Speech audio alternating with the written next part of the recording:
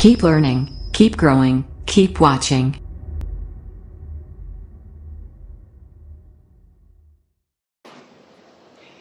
Hello everyone, welcome, good morning to everyone. आज की video में हम डिस्कस करने जा रहे हैं मॉडर्न एक्सरे ट्यूब्स, यानी कि मॉडर्न एक्सरे ट्यूब्स क्या होती है। जैसे कि हमने पहले डिस्कस किया था कि मॉडर्न एक्सरे ट्यूब्स दो तरह की होती हैं, एक तो होती है स्टेशनरी एनोड एक्सरे ट्यूब्स और एक होती है रोटेटिंग एनोड एक्सरे ट्यूब्स। जैसे कि इनके नाम से हम अगर इनसे बात की पता करें कि इनके नाम से हम समझ सकते हैं कि स्टेशनरी का मतलब होता है फिक्स, यानी कि इसके अंदर एनोड क्या होगा, हमारा फिक्स होगा। बट जो रोटेटिंग एनोड एक्सरे ट्यूब है, इसके अंदर हमारा क्या होगा, जो एनोड होगा वो क्या होगा, रोटेट करेगा। अब वो किस तरह रोटेट करता है, उसका क्या प्रोसेस होता है, किस मेथड से, कौन सा प्रिंसिपल यूज होता है, ये सब हम आगे वीडियो में डिस्कस करेंगे जब हम टॉपिक पढ़ेंगे। फिलहाल हमारा टॉपिक है स्टेशनरी एनोड एक्सरे ट्यूब। तो स्टेशनरी एनोड एक्सरे ट्यूब क्यों आई, ये हम डिस्कस कर लेते हैं। एक कुलिस ट्यूब जो थी वो थर्मल इमिशन के प्रिंसिपल पे वर्क कर रही थी, बट उसके अंदर भी कुछ कमियां थी जिनको स्टेशनरी एनोड एक्सरे ट्यूब के अंदर पूरा किया गया। ठीक है, तो अब इसकी थ्योरी डिस्कस करते हैं। In earlier gas tubes were used, but these tubes have some disadvantages, so Cooley's proposed the X-ray tube based on thermionic emission। पहले क्या होता था, गैस ट्यूब्स यूज की जाती थी बट उसके अंदर कुछ डिसएडवांटेजेस थे, जिसके कारण कुलीज एक्सरे ट्यूब का इन्वेंशन किया।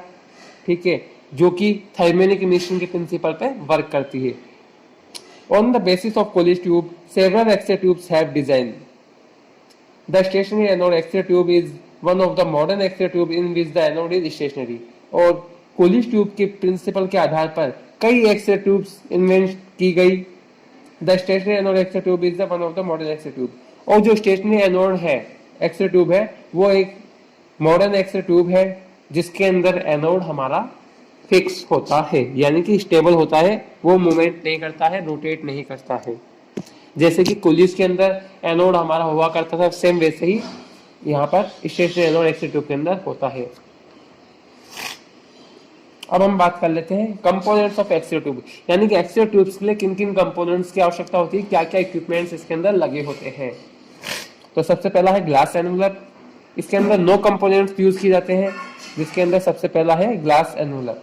ग्लास एनवलप आपको पता ही है क्या होता है। ग्लास एनवलप होता है पायरस ग्लास का बना होता है। ठीक है, कैथोड का काम आपको पता ही है। कैथोड क्या करता है, इलेक्ट्रॉन्स का प्रोडक्शन करता है। एनोड और टारगेट क्या काम करता है हमारा, एनोड और टारगेट का हमारे इलेक्ट्रॉन्स जाके टकराते हैं।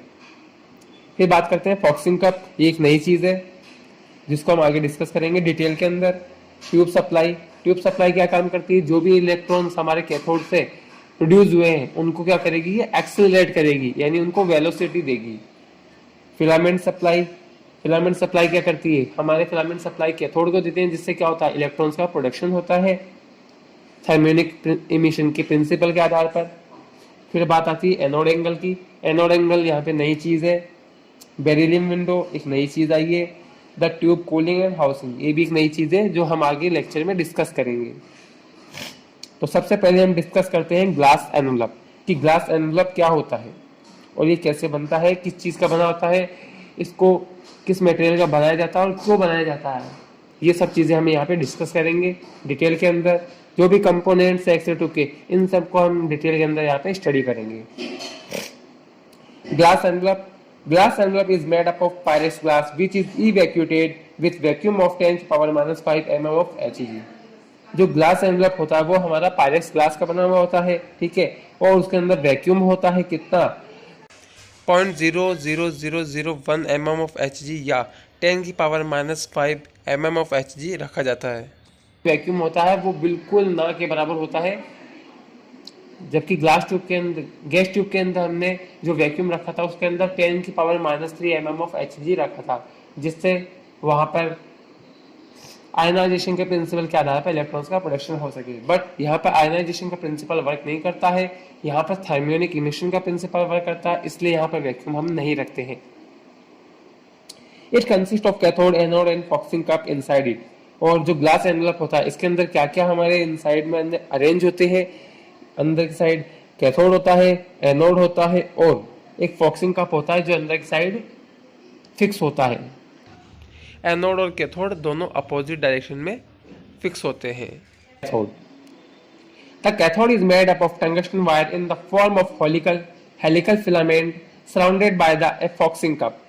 जो हमारा कैथोड होता है वो टंगस्टन वायर का बना हुआ होता है, ठीक है, और ये हेलिकल फॉर्म के अंदर बना हुआ होता है, यानी कि हेलिकल बने होते हैं, सराउंडेड बाय ए फॉक्सिंग कप, और जो कि चारों तरफ से जिसको फॉक्सिंग कप क्या करता है, सराउंड करता है, यानी कैथोड को चारों तरफ से घेर के रखता है। The filament is about 0.2 mm of in diameter that is coiled to form a vertical spiral of about 0.2 centimeter in diameter and 1 centimeter in length. अब जो हेलिकल होता है या सॉरी जो फिलामेंट होता है कैथोड का हमारा, वो होता है 0.2 mm इन डायमीटर, यानी कि इसका जो डायमीटर होता है फिलामेंट का वो 0.2 mm होता है, ठीक है।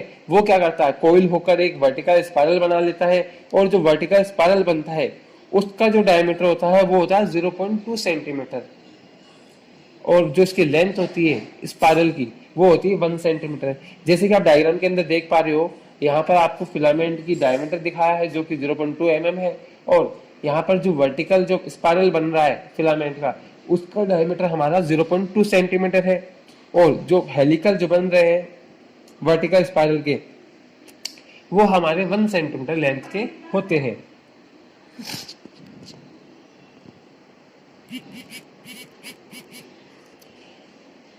A trace of thorium in the filament is mixed to increase the efficiency as well as it will increase the life of filament. अब हम यहाँ पे क्या करते हैं कि जो टंगस्टन होता है वो प्योर होता है, तो वो जल्दी से क्या नहीं हो, मेल्ट नहीं हो या फिर वो जल्दी से खराब नहीं हो, इसके लिए हम क्या करते हैं, इसके अंदर थोरियम को मिलाते हैं, जिससे क्या हो, उसकी लाइफ जो हो टंगस्टन फिलामेंट की वो इंक्रीज हो सके। A trace of thorium in the filament is mixed to increase the efficiency. अब क्या करते हैं हम यहाँ पर टंगस्टन वायर के अंदर थोरियम को मिक्स करते हैं, जिससे क्या होता है, इसकी जो एफिशिएंसी होती है इलेक्ट्रॉन प्रोडक्शन की वो बढ़ जाती है, साथ ही साथ जो फिलामेंट की जो लाइफ होती है वो भी इंक्रीज होती है। At the principle of thermionic emission, the production of electrons take place in the filament. अब क्या होता है, थर्मियोनिक इमिशन के प्रिंसिपल के आधार पर यहाँ पे इलेक्ट्रॉन्स का प्रोडक्शन होगा कैथोड के फिलामेंट से, यानी कि होगा क्या, हम यहाँ पे फिलामेंट सप्लाई देंगे, जिससे क्या होगा, फिलामेंट गर्म होगा, फिलामेंट गर्म होने से थर्मियोनिक इमिशन के प्रिंसिपल के आधार पर फिलामेंट से इलेक्ट्रॉन्स का प्रोडक्शन होना स्टार्ट हो जाएगा। अब हम डिस्कस करते हैं एनोड और टारगेट, यानी कि एनोड क्या होता है, यानी कि जो दूसरा इलेक्ट्रोड है ग्लास एनवलप के, उसके बारे में। The anode is the target electrode which is the maintained at the positive potential. होता क्या है, अब जो हमारा एनोड है वो टारगेट इलेक्ट्रोड है। हम बात कर रहे थे एनोड की। एनोड क्या होता है, ग्लास एनवलप का दूसरा इलेक्ट्रोड होता है, जिसके ऊपर क्या होता है, हमारा पॉजिटिव पोटेंशियल प्रेजेंट होता है, यानी कि कैथोड हमारा नेगेटिव होगा तो एनोड क्या होगा, हमारा पॉजिटिव होगा। The target material should have following properties. अब जो टारगेट मटेरियल हमने लिया है एनोड, जो टारगेट इलेक्ट्रोड हमने लिया है, उसके अंदर कुछ प्रॉपर्टीज होनी जरूरी है। क्या क्या उसमें गुण होने चाहिए ताकि वो एनोड की तरह एक एफिशिएंसी के साथ वर्क कर सके।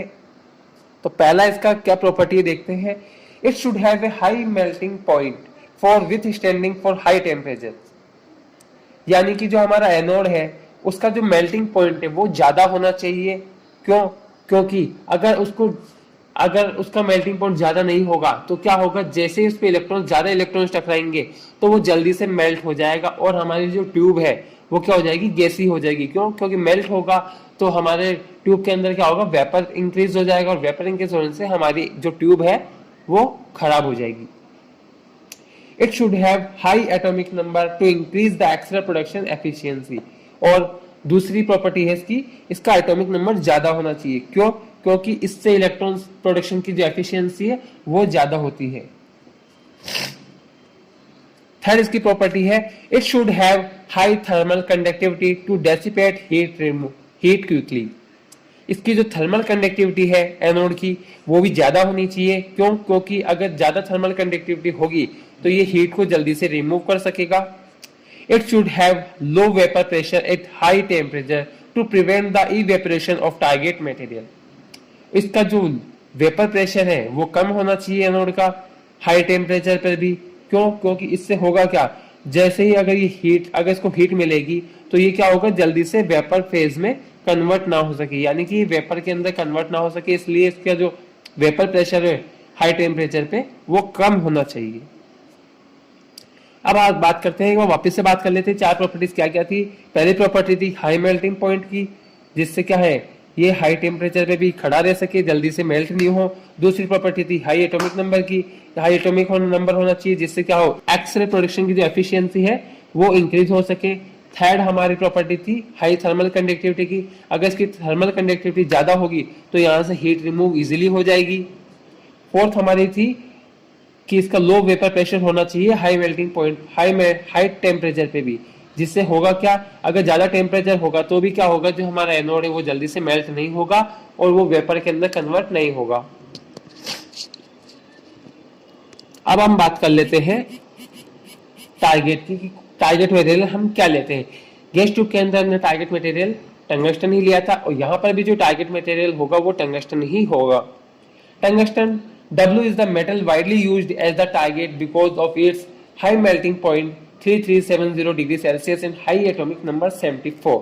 टंगस्टन जो कि एक मेटल होता है उसका टारगेट मटेरियल के रूप में बहुत ज्यादा यूज किया जाता है। क्यों? क्योंकि इसका जो मेल्टिंग पॉइंट होता है वो बहुत ज्यादा होता है, 3370 डिग्री सेल्सियस होता है, और इसका जो एटॉमिक नंबर होता है वो भी हाई होता है, यानी कि 74 होता है। But its thermal conductivity is low as 0.3, लेकिन जो उसकी थर्मल कंडक्टिविटी होती है वो बहुत कम होती है, 0.3 होती है। So a layer of tungsten is coated over a thick block of copper because the thermal conductivity of the copper is 0.9 and heat will be removed very quickly। होता क्या है, इसकी जो हम टंगस्टन ले रहे हैं इसकी थर्मल कंडक्टिविटी कम होती है, बट यहाँ पर हम करेंगे क्या, एनोड के लिए, एनोड के ऊपर क्या करेंगे हम, एनोड हमारा टंगस्टन का बना हुआ है तो इसके नीचे हम क्या करेंगे, कॉपर के ब्लॉक लगाएंगे जिसके ऊपर हमारी टंगस्टन की लेयरिंग होगी। ठीक है, तो टंगस्टन, अब हम यहाँ पे कॉपर का यूज क्यों कर रहे हैं, क्योंकि कॉपर की जो थर्मल कंडक्टिविटी होती है वो ज्यादा होती है। जैसे ही कॉपर ब्लॉक के ऊपर जो टंगस्टन लगा इसके ऊपर इलेक्ट्रॉन्स टकराएंगे तो जो हीट होगी वो टंगस्टन से कॉपर ब्लॉक के अंदर आ जाएगी और वहां से इजीली रिमूव हो जाएगी, इसलिए हमने यहाँ पे कॉपर का यूज किया है और हीट कॉपर जल्दी रिमूव कर देता है। The anode has tendency to crack under by overheating, therefore tungsten rhenium alloy is always used, which makes the target tough and less chance to crack। होता क्या है, जो एनोड हमारा है उसकी टेंडेंसी क्या है कि वो जल्दी क्रैक हो जाता है जब उसको ज्यादा गर्म किया जाता है, फिर जब उस पर ज्यादा इलेक्ट्रॉन्स के ग्रुप टकराते हैं तो क्या होगा, वो जल्दी क्रैक कर जाता है। But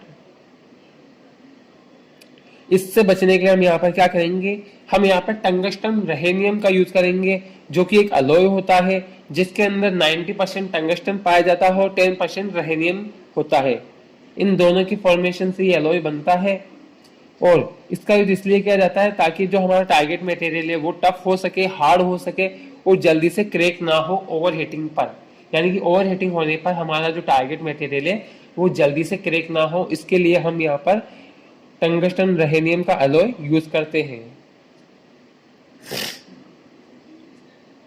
Molybdenum and rhodium are commonly used as anode material for mammography X-ray tubes।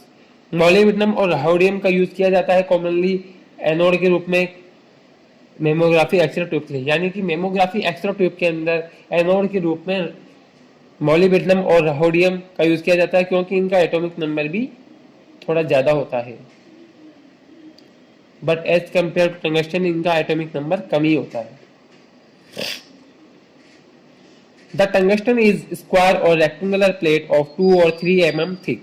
जो हम यहाँ पे टंगस्टन यूज कर रहे हैं वो हमारा कैसा होगा, शेप के अंदर स्क्वायर या फिर रेक्टेंगुलर शेप की एक प्लेट होगी जो कि 2 से 3 mm क्या होगी, थिक होगी। The anode angle is usually 15 degree to 20 degree, और जो एनोड एंगल हम यहाँ पे यूज करते हैं वो क्या होगा, हमारा 15 से 20 डिग्री का होगा। तो ये तो हमने आज डिस्कस किए हमने 4 कंपोनेंट्स। पहला कंपोनेंट ग्लास एनवलप, दूसरा कंपोनेंट एनोड, तीसरा कैथोड, चौथा हमने तो हमने यहाँ पे 3 कंपोनेंट डिस्कस किए हैं। अब हम बाकी नेक्स्ट कंपोनेंट नेक्स्ट लेक्चर में डिस्कस करेंगे, जिसके हम फॉक्सिंग कप के बारे में जानेंगे। फॉक्सिंग कप किससे बना होता है, फॉक्सिंग कप का काम क्या होता है, इसमें जो मटेरियल यूज किया जाता है वो इसके लिए क्यों ज्यादा बेनिफिशियल है, यानी कि उसका ही यूज क्यों किया जाता है। ये सारी चीजें हम आगे नेक्स्ट लेक्चर में डिस्कस करेंगे।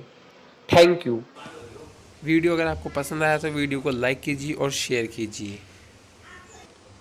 ऐसे ही लेक्चर्स के लिए हमारा चैनल सब्सक्राइब कीजिए और बेल आइकन दबाना ना भूलें।